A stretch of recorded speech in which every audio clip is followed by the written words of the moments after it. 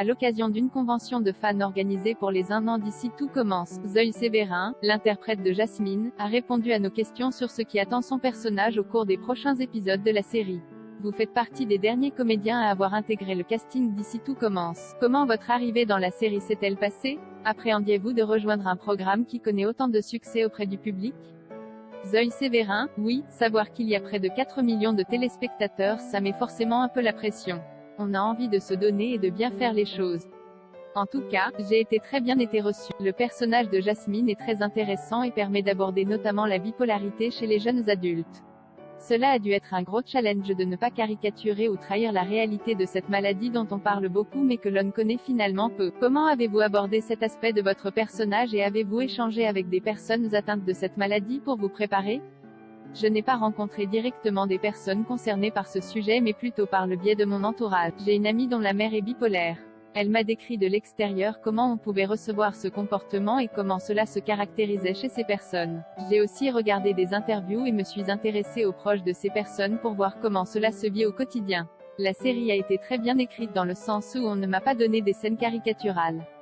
Je trouve que ça a été assez bien traité.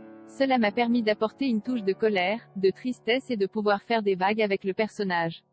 Et c'est très agréable de jouer ça pour une comédienne parce qu'il y a beaucoup de couleurs à défendre.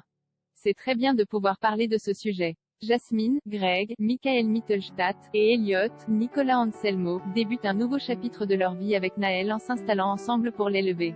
Comment va se passer cette colocation? Je ne peux pas tout dire mais maintenant que Jasmine prend des médicaments, elle a plus de facilité à gérer sa maladie. Ce qui est très chouette avec cette colocation, c'est que ça parle des jeunes en fait.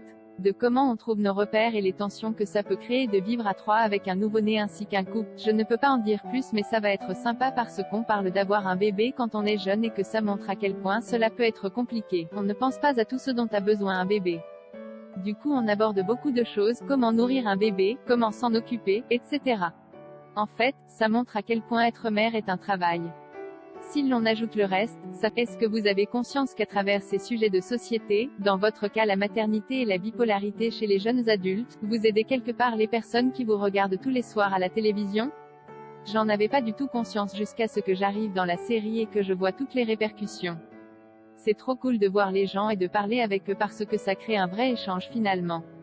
Qu'espérez-vous pour l'avenir de votre personnage? J'ai hâte de savoir avec qui Jasmine va se mettre en couple, rire. Mais en soi, tant qu'il y a des choses à défendre, des choses à jouer et des sujets à traiter, tout est agréable. Je souhaite juste faire perdurer ce qui a commencé.